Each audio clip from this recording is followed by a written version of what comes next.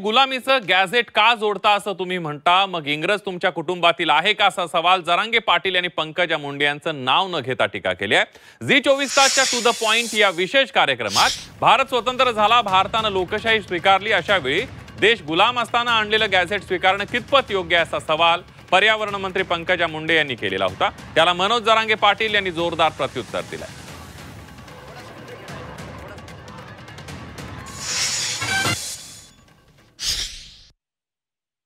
एक झालंय या सगळ्या निर्णयानंतर एक कॅस्केडिंग इफेक्ट ज्याला म्हणतो, त्याचा तुम्ही मगाशी त्याचा उल्लेख केला की धनगर समाजाच्या आरक्षणाचा मुद्दा आला, त्याच्यातनं हैदराबाद गॅझेटचा जो मुद्दा समोर आला, त्याच्यातनं एक आणखी गोष्ट समोर आली की जर हैदराबाद गॅझेट लागू केल्यामुळे मराठा समाज जर ओबीसीत जात असेल तर हैदराबाद गॅझेटलाच त्याच अनुषंगाने बंजारा समाज तिथे निजाम संस्थानामध्ये तिथे ST कॅटेगरीमध्ये येत होता, त्यामुळे त्यांनाही आता ती मागणी जोर धरायला लागली आहे।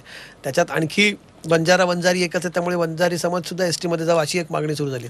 त्याला पुन्हा आदिवासी समाजाकडनं मोर्चांनी उत्तर दिलं जाऊ लागलं। हा एक त्याचा कॅस्केडिंग इफेक्ट दिसायला लागला आहे। आपण स्वतंत्र झालो ते गुलामगिरीतून बाहेर निघण्यासाठी, हुकुमशाहीतून बाहेर निघण्यासाठी, लोकशाहीचा स्वीकार करण्यासाठी झालेलो आहोत।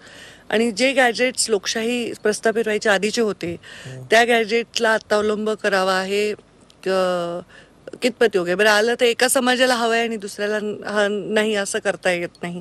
परंतु ST आणि SCचा परत विषय हा राज्याच्या अख्ख्यात येत नाही। हे सगळे टेक्निकल मुद्दे आहेत। हे कोणीतरी सांगणारं, समजावणारं, लोकांच्या मनातले संभ्रम दूर करणारं माणूस आहे का आता? नाही, संभ्रम वाढवायचे, भांडणं लावायचे, अत्यंत चटपटी स्टेटमेंट करायचे, अशी परिस्थिती झाली। आणि सोशल मीडिया एक प्रकार झालाय अजून। आमचं गुलामीचं गॅजेट हे निजामचं, बर ठीक। मग इंग्रज काय तुमच्या परिवारात राहत होता का घरात राहत होता? त्याचं कारण काय? तुमचा परिवारातला आहे का त्यो? निजाम आमच्या परिवारातला नाही म्हणून गुलामीचं।